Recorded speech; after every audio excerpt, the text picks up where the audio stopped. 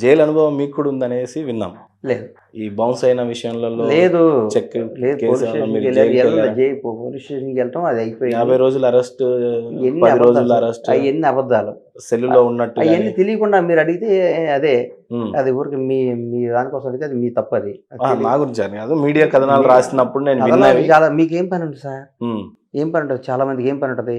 మీ rating పెంచుకోవాలి, మీ credibility పెంచుకోవాలి, మీరు మీ ఐడెంటిటీ పెంచుకోవాలి. మీ ఐడెంటిటీ పెంచుకోవాలంటే ఏం చేయాలి? జనంలో క్రేజ్ ఉన్నాడు దగ్గరికి వెళ్ళి గెలాలి. జనంలో క్రేజ్ ఉన్నాడని గెలాలి. దాన్ని పోయి వాళ్ళని ఇంటర్వ్యూ చేస్తే మీరు ఎవరు చూడరు. అందుకని ఊరికే టైంపాస్కి ఒక అనే ముందు మీకు ఒక ఫ్యామిలీ ఉంది, నా ఫ్యామిలీ లాగే వాళ్ళకు కూడా ఒక ఫ్యామిలీ ఉంటుంది, నా పిల్లల్లాగే వాళ్ళకు కూడా ఒక పిల్లలు ఉంటారు. నేను ఇంటర్వ్యూలు చేసి ఇట్లా పిచ్చి క్వశ్చన్లు వేసి ఆ డబ్బు ద్వారా నా కుటుంబాన్ని నేను తింటున్నానా? తినేటప్పుడు ఆ రక్తపు కూడు నేను తినకూడదని మీరు మనస్సాక్షిని మీరు క్వశ్చన్ చేసుకుంటే ఎవరిని పిచ్చి ప్రశ్న వేయరు. జీవితంలో ఈ పిచ్చి క్వశ్చన్లు వేసి బతకవసరం లేదు సార్. కూలి పని చేసుకుని కూడా బతకొచ్చు.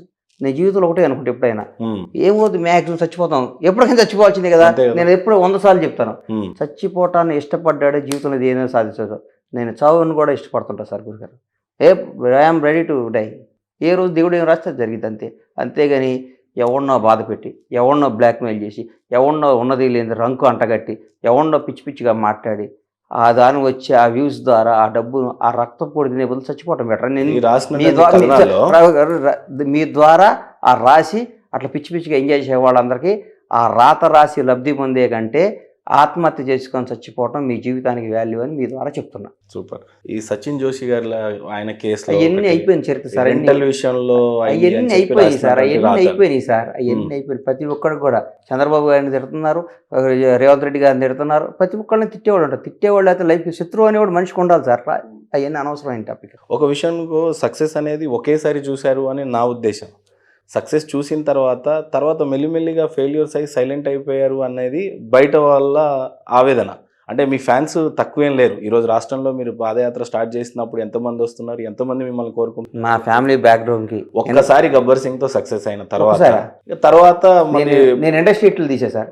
ఎన్టీఆర్ గారి కెరీర్లో పెద్ద హిట్లు తీశాను. అవును, ఎన్టీఆర్ గారి విషయంలోనూ నేను తీసిన సినిమాలు ఒక సినిమా కూడా నాకు నష్టం లేదు. I'm successful man. నా జీవితంలో అత్యంత సక్సెస్ నేను చదువుకున్న చదువుకి, నా కుటుంబ నేపథ్యానికి, నా ఫ్యామిలీ దానికి, నా జీవితంలో నేను అనుభవిస్తున్న స్టేటస్కి, నేను బతుకుతున్న బతుకి, నా జీవితంలో చాలా గొప్ప స్థాయిలో ఉన్న వ్యక్తిని. 2 విషయాలు సూటిగా అడగనివ్వండి. సినిమాకి చాలా గ్యాప్ ఇచ్చారు. 5 సంవత్సరాలు అవుతుందా? 9 ఏళ్ళు అయింది సినిమా తీసింది. ఎందుకు అంత గ్యాప్ అనేది ఒకటి.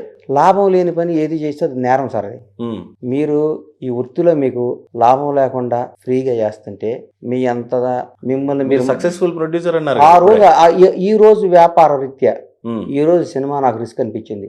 ఇప్పుడు మళ్ళీ ఎందుకు రిస్క్ అనిపించలేదంటే ఈటీవీ విన్ ద్వారా చిన్న సినిమా సక్సెస్ కొడుతుంటే వాళ్ళతో 4 సినిమాలు టైప్ అయ్యి ఇప్పుడు మొదలుపెట్టింది. ఎందుకంటే చిన్న సినిమా ఈ మధ్య లిటిల్ హార్ట్స్ కానీ, రాజు వెడ్స్ రాంబాయ్ కానీ చిన్న సినిమా ఎక్కువ డబ్బు కలెక్ట్ చేస్తుంది. 100 కోట్లు తీసి ఈ మధ్య నా మిత్రుడు ఒక సినిమా తీశాడు, 200 కోట్లు నష్టపోయాడు ఒక సినిమాలో. అట్లాంటి నష్టం నాకు వస్తే నా ఫ్యామిలీ వెళ్ళిపోవాలి. గేమ్ ఆడాలి, గేమ్ ఆడాలి, గ్యామ్లింగ్ ఆడకూడదు. ఆట ఆడాలి, పిచ్చి ఆట ఆడకూడదు. మనం గోలీ 4 ఉంటే కొడితే 1 తగలాలి. 4 తగలకుండా పోతే లైఫ్ పెళ్ళాం పిల్లల రోడ్డు మీదకి వచ్చేస్తారు. అట్లాంటి పని నేను చేయటం ధర్మం కాదని ఫీల్ అయ్యి నేను చేస్తాను. సక్సెస్ఫుల్ ప్రొడ్యూసర్గా ఉండి సినిమాకు దూరంగా ఉంటున్నారు అని అంటే బేసిక్గా రాజకీయాలు చేయడం రాదేమో అని నా ఉద్దేశం. మీ గురించి డిస్ట్రిబ్యూటర్ల యొక్క ప్రమేయము చాలా స్ట్రాంగ్గా ఉన్నట్టు, సినిమాల్లో చాలా రాజకీయాలు ఇన్వాల్వ్ అయినట్టు మొన్న దిల్ రాజు గారు మాట్లాడిన కొన్ని విషయాలు అవన్నీ అబద్ధాలు. ప్రొడ్యూసర్గా మీరేం చెప్తారు? అవన్నీ అబద్ధాలు సార్. సక్సెస్ ఉంటే నా అంత మనగాడు అనుకుంటాం ఇండస్ట్రీలో. ఎవడైనా సార్, నేను మనిషి అన్నాడు ఎవడకైనా, మనుషులు అందరూ ఒకటే అతిథులు. ఎవడన్నా అందరం మనుషులమే సార్. 130 కోట్ల భారతీయులు, 130 కోట్ల మనస్తత్వాలు, 130 కోట్ల ఆలోచనలు. సినిమా ఇండస్ట్రీలో కూడా సక్సెస్ రంగాలే. నా అంత సక్సెస్ ఎవడో తీయలేడు. నేను ఎవడో కష్టపడ్డాం. మనం మంచి సినిమా తీస్తాం, జనానికి నచ్చవచ్చు నచ్చపోవచ్చు. సినిమా ఆడకుండా ఇది ఫ్లాప్ అవుద్దని ఎవడు తీయడు ప్రపంచం. ఇది ఫ్లాప్ అవుద్దని క్లాప్ కొట్టి వాడు తీసుకురండి ఇండియాలో ఎవడు చేస్తాడు సార్? అంతే కదా. 100 మంది నామినేషన్ వేస్తారు, 100 మందికి ఓడిపోతాడు నామినేషన్ వేస్తాడా సార్? అంతే కదా. నిజం చెప్పండి సార్. ఏదైనా హోప్తోనే. ప్రతి ఒక్కళ్ళు పవన్ కళ్యాణ్ కావాలన్నా, చంద్రబాబు నాయుడు కావాలన్నా, నారా లోకేష్ కావాలన్నా అనే కదా సార్. అందరూ ఏం అదేగా. అంతే. ఎవడో ఒకడు అవుతాడు. వాళ్ళని చూసి మనం నేర్చుకొని వాళ్ళ వెనకాల నడవాల్సిందే. కానీ మనం అవ్వాలని ట్రై చేసేప్పుడు 53 ఏళ్ళు వచ్చినాయి కదా సార్, ఇంకేమో వచ్చింది 50 కూడా వచ్చేసింది 53 53. ఇంకేంటి ఇంకేమంటే చెప్పండి, ఇక మనం ఊ కొట్టడం వెళ్ళిపోవటం, ఒక మనిషిని నమ్మాలి, ఒక నమ్మితే చేతులు కూడా సార్, ఒక 25-30 ఏళ్ళు జర్నీ చేయాలి అట్లా. అదే ఒక విషయం కొద్దిగా క్లుప్తంగా చెప్తారండి. అంటే చిన్న సినిమాలు కూడా 200 కోట్లు వసూలు చేసినాయి, 100 కోట్లు 50 కోట్లు కూడా వసూలు చేసిన ఇండస్ట్రీ మనది, ఎస్పెషల్లీ తెలుగు ఇండస్ట్రీ. కానీ వస్తున్నటువంటి వాదన ఏంటంటే ప్రొడ్యూసర్లు ప్రధానంగా లేదంటే డిస్ట్రిబ్యూటర్ల మీద వచ్చేటువంటి విషయాలు ఆరోపణలు ఎలా ఉన్నాయంటే ఇండస్ట్రీ ముగ్గురు ప్రొడ్యూసర్ చేతిలో, ఇండస్ట్రీ ఆ డిస్ట్రిబ్యూటర్ల చేతిలో. ఏ ముగ్గురు ప్రొడ్యూసర్ చేతిలో ఉన్నాయి చెప్పండి సార్? నేను ఏం చెప్తే బాగుంటుంది చెప్పండి. అయితే దిల్ రాజు అంటారు, లేకపోతే అల్లు అరవింద్ అని అంటారు. సార్ మీరు ఫేస్ చేసింది భగవంతుడు సాక్షిగా నిద్రమాత పోయి బెడ్రూమ్లోకి వెళ్ళి కళ్ళు మూసుకొని బ్యాలెన్స్ షీట్ ఆలోచించుకుంటే గుండె పగిలిపోతుంది సార్.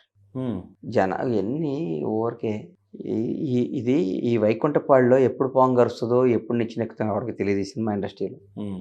మీరు అన్నారు చూడండి, 9 సంవత్సరాలు ఈ సినిమా తీశారు, పాము గరిస్తే మళ్ళీ నిచ్చినెక్కలేని భయంతో నేను సినిమా జోలికి వెళ్ళా, పెద్ద సినిమాలకి భయపడ్డారు. భయం అంటే జాగ్రత్త కదా సార్. మనం అనుభవిస్తున్న ఈ లగ్జరీని మిస్ అయిపోయామంటే మనం తట్టుకోలేము సార్. జాగ్రత్తగా ఉండాలి జీవితం. బేసిక్గా మిమ్మల్ని రిస్క్ టేకర్ అని అంటారు, మరి మీరు భయపడతారు? రిస్క్ టేకర్ అంటే సినిమా డబ్బు విషయంలో రిస్క్ టేకర్ కదా సార్, నెవర్. నేను ఆశ చూసి బతుకుతాను, జాగ్రత్తగా ఉంటాను. నా కుటుంబ నేపథ్యం కానీ మేము చాలా జాగ్రత్తగా వ్యాపారాలు చేసుకుంటాం. నేను చిన్న కష్టం అంతేగాని ఈ ఇంత పెద్ద గేమ్ పెద్దదైపోయింది, పెద్ద వేల కోట్లు ఉన్న కంపెనీలు గేమ్లోకి వెళ్ళిపోయింది. ఇప్పుడు సినిమా ఇండస్ట్రీ నిజంగా ఎవరి చేతిలో లేదా, నిజంగా మంచి ఎవరి చేతిలో ఆడే పరిస్థితి ఉందా కాదా? లిటిల్ హార్ట్స్ ఎంతలో తీశారు సార్? లిటిల్ హార్ట్స్ సినిమా 2 కోట్లో తీశాడు రాజు వెడ్స్ రాంబాయ్, చింపి చాటేసిన సినిమా. 500 కోట్ల సినిమా తీస్తే 100 కోట్లు కట్ చేసింది. మన చేతుల్లో లేదు సార్ సినిమా ఇండస్ట్రీ. ఎవ్వరు నా చేతుల్లో ఉందనుకున్న ఫీల్ అయిన ఎవడైనా ఆడు పప్పులో కాలేసినట్టే. నాకు తెలిసి ఆ మాట ఎవడో అనుకోడు, జనం అనుకుంటారు.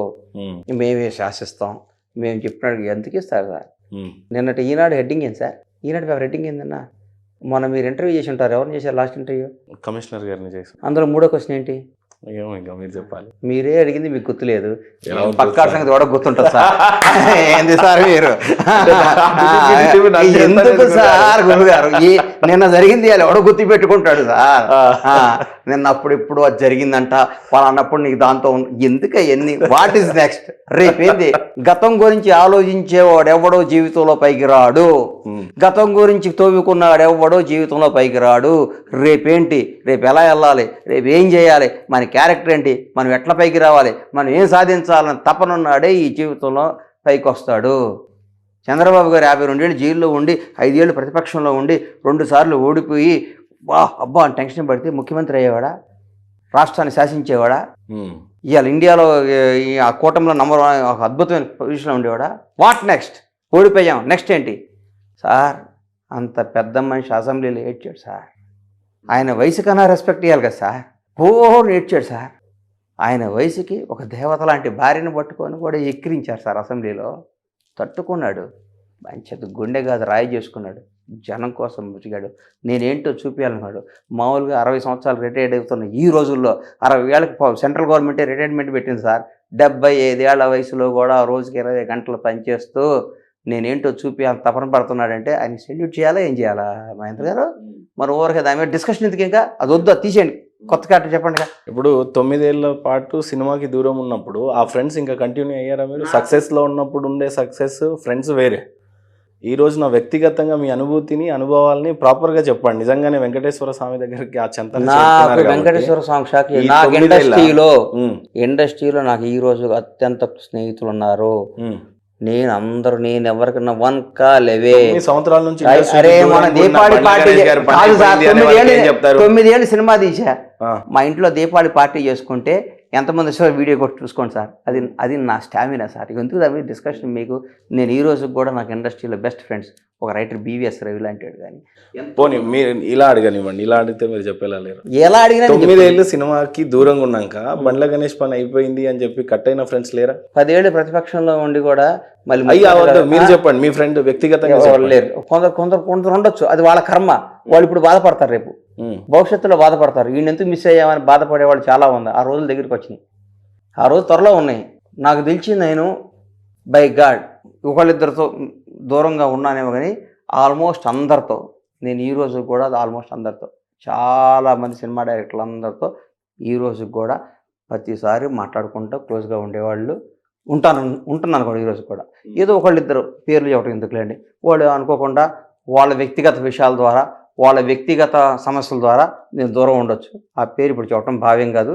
కథ వాళ్ళందరూ కూడా వీళ్ళు అత్యంత సన్నిహితులు నాకున్నారు సార్. సినిమాకి 9 ఏళ్ళు దూరం ఒకటి, ప్రధానంగా ఇంకో గట్టిగా చెప్పాలంటే రాజకీయ పరంగా మీరు ఇచ్చిన నాకు రాజకీయాలు ఇంట్రెస్ట్ కాదు సార్. అంత స్ట్రాంగ్ స్టేట్మెంట్స్ ఇచ్చారు.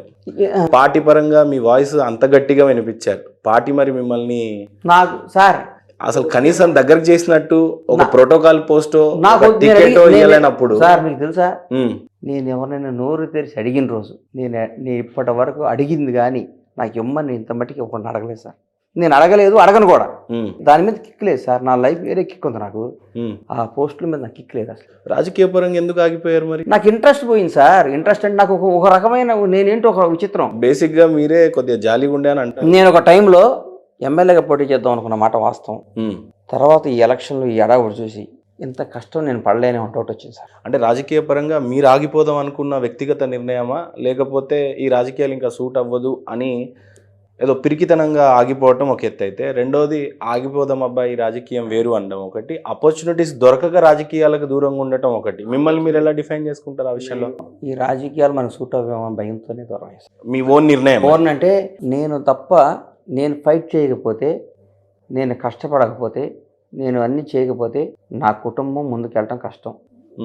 నా కుటుంబాన్ని నేను ఫస్ట్ నా ఫ్యామిలీని సేవ్ చేయాలి, నా పిల్లల్ని ప్రయోజకం చేయాలి, నేను బ్రహ్మాండంగా సెటిల్ అవ్వాలి.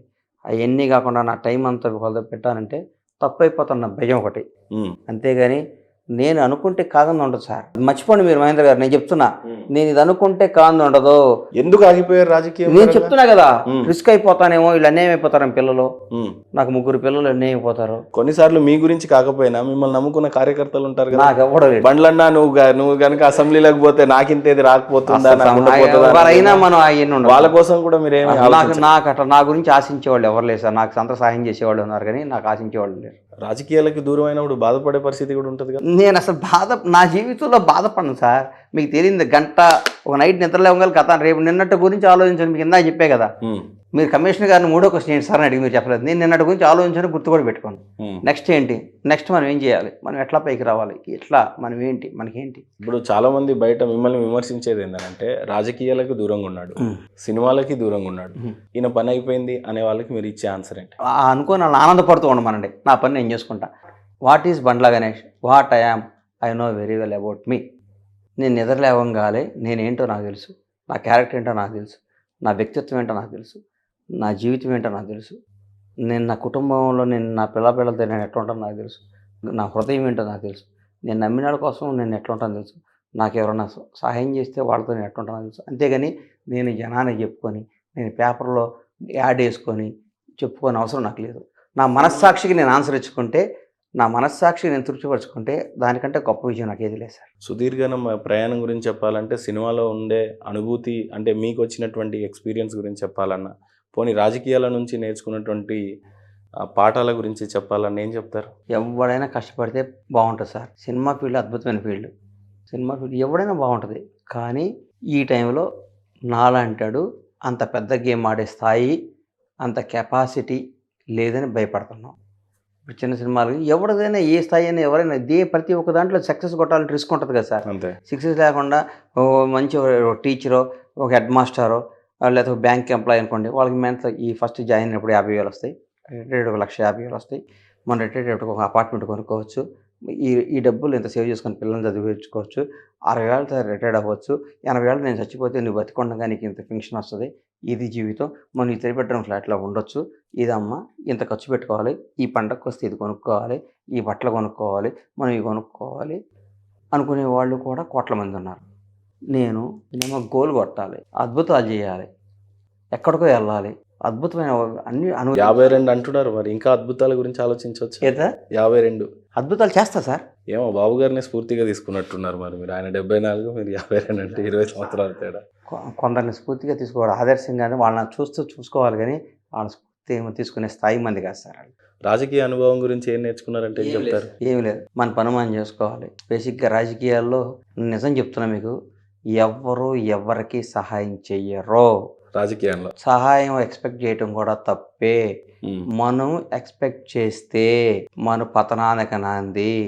పదవి రాకముందు వాళ్ళ ప్రవర్తన వేరు, పదవి రాగాలే మంత్రులు అవ్వంగాలే మంత్రులు అవ్వంగాలే చాలామంది వాళ్ళు అతీతమైన శక్తులమే, మేము ఈ ప్రపంచంలో వేరేగా పుట్టాము, మీలాగా పుట్టలేదు, మేము వేరే జనరేషను, మాది ఇంకో జాతి, మీరు మనిషి జాతి, మేము అన్నిటికీ అతీతము అని ఫీల్ అవుతూ అన్నారు చాలామంది. నేను చూస్తున్నా, ఏనండి చాలామంది పేర్లు చెప్పను, చాలామంది చూస్తున్నా. ఇది శాశ్వతం కాదు, నథింగ్ పర్మనెంట్, ఇది శాశ్వతం కాదు. ఇప్పుడు అనుభవిస్తున్న ఏది ఎవరికి పర్మనెంట్ కాదు. మిమ్మల్ని బాధ పెట్టిన వాళ్ళకి డైరెక్ట్గా వార్నింగ్ సార్. ఇది నన్ను ఎవరు బాధ పెట్టు, నేను నచ్చబద్ద దూరంగా ఉంటాను అంతేగాని వాళ్ళు ఎవరైనా సరే ఈరోజు మేము మంత్రులమే, ఇది మేము శాశ్వతం, ఈరోజు ఈ స్టేటస్ మా శాశ్వతం అనుకుంటే తప్పు.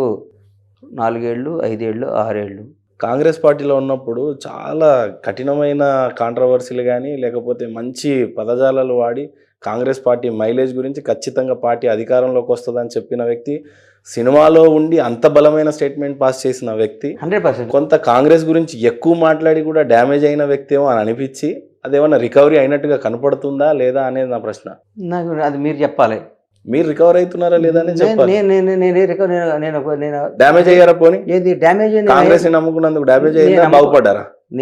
కాంగ్రెస్ పోనీ రాజకీయాలు నేను రాజకీయంగా నేను ఒక్కటి బాగుపడ్డట్టు కానీ నేను లబ్ధి పొందట్టు కానీ నాకు జరగలేదు, నేను చేయను. రికవరీ అయ్యారా పోనీ? అసలు రికవరీ ఎందుకు అవుతాం సార్? ఇక్కడ రికవరీ కూడా ఉంటుందా? నేను ఇప్పుడు మీకు ఏం చెప్పాను, మనతో తిరిగి మనతో సన్నిహితంగా ఉండి నువ్వు లేకపోతే నీవు లేవు, నువ్వు ఉండి అన్నాడు మంత్రులు పెద్ద పెద్ద పదవులు రాగాలే మేము అతీత శక్తులుగా ప్రవర్తించే వాళ్ళకి మీకు చెప్తున్నా, ఇది శాశ్వతం కాదు. నిజంగా ఉంటాయంటారా రాజకీయాల్లో నాయకులకు ఉన్న లక్షణాలు? 200%. అందులో డౌట్ ఏముంది? అందులో డౌట్ ఉందా? అందుకని మనం ఏ రాజకీయ నాయకుడి దగ్గర గురించి ఏది ఎక్స్పెక్ట్ చేయకూడదు. నచ్చితే నచ్చినట్టు ఉండాలి, నచ్చిపోతే దూరంగా ఉండాలి. సరే, టికెట్ ట్రై చేస్తాను అనేది మీరే చెప్పినటువంటి స్టేట్మెంట్. ఇప్పుడు అప్పుడు మీరు అనుకున్నప్పుడు నేను ఎమ్మెల్యే అవుదాము ఒకసారి 2000 అప్పుడు 19 ఇది ఇంత ఎలక్షన్ 19 ఓడిపోయినప్పుడు అప్పుడు ట్రై చేసిన మాట వస్తాం. తర్వాత నేను చేయలేదు. ఎందుకంటే ఏ కాన్స్టిట్యున్సీ అనుకున్నారు? అప్పుడు హైదరాబాద్ అక్కడ రాజేంద్ర నగరం, ఇప్పుడు మా కమ్యూనిటీ వాళ్ళు సెటిలర్స్ బాగున్న ఏరియాలో చూద్దామని ట్రై చేశాను. షాద్నగర్ కాదనుకో, షాద్నగర్లో సెటిలర్స్ తక్కువ కదా సార్. మేము సెటిలర్స్ అది ఎక్కడ ఆంధ్ర నుంచి వచ్చి సెటిల్ రావడం కాబట్టి అది ట్రై చేశాను.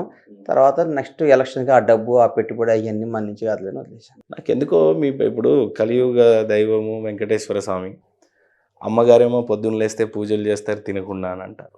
ఇప్పుడు చూస్తేనేమో పాదయాత్ర 500-600 కిలోమీటర్ల దూరం చేయాల్సి ఉంది. మీకు ఎందుకో కాంగ్రెస్ పార్టీ కాదేమో, మీరేమో అంత గౌరవించే టీడీపీ పార్టీకి పోలేదు, కాంగ్రెస్కి ఎందుకు అంత ఇష్టపడ్డారు అది తెలీదు.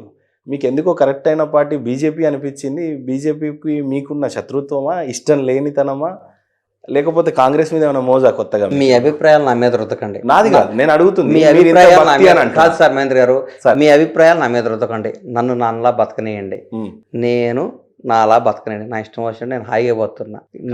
నేను నాకు ఏనండి నాకు రాజకీయాల పార్టీలో నన్ను మీ అభిప్రాయం నన్ను నా ట్రాక్ మార్చకండి దయచేసి. నన్ను వదిలేయండి. అభిప్రాయంగా నా వద్దు. నేను ఇలా బ్రహ్మాండంగా హ్యాపీగా 8వ రోజు కూడా మా స్వామి దగ్గర నడుచుకుంటూ పోతున్నా. ఈ 12 రోజుల పాటు నన్ను ఏ కాంట్రవర్సీ సూటబుల్ పార్టీ కాదంట. నేను అసలు మాట్లాడను. బేసిక్గా నేను మాట్లాడను. నేను తిన్న దెబ్బలు అట్లాంటివి నాకొద్దు. ఈ రాజకీయ నాయకులు ఫ్రెండ్షిప్ బ్యాలెన్స్ గా మీరు మాట్లాడడం మేము ఎప్పుడు చూడలేదు. వద్దు సార్, అనవసరం సార్ టాపిక్, టైం వేస్ట్ అవ్వాలి, టైం వేస్ట్. పోనీ టీడీపీ అయితే మీకు ఇష్టమైన పార్టీ? నాకు చంద్రబాబు నాయుడు గారు అంటే ఇష్టం. గుంటూరు నారా లోకేష్ గారితో రాబోయే 30 ఏళ్ళు నారా లోకేష్ గారితో నడుస్తాం. రాజకీయపరమైన నేను పదవులు నేను అడగట్లా, నడవటం వేరు. ఏదేమైనా 45 సంవత్సరాల నుంచి టీడీపీకి ఓటేస్తూ నమ్ముకున్న కార్యకర్తలందరూ నాయకులు కదా సార్, గుర్తుపెట్టుకోండి. బాగా చెప్పారు. 45 ఏళ్ళు నాయకులు మారిపోయారు సార్. సార్ ఓడిపోగాలే 2019లో సార్ ఓడిపోగాలే అర్ధరాత్రి పార్టీలోంచి వెళ్ళిపోయిన వాళ్ళు చాలామంది ఉన్నారు సార్. నాయకులు ఒక్క కార్యకర్త వెళ్ళలేదు, మీరు అది గుర్తుపెట్టుకోవాలి.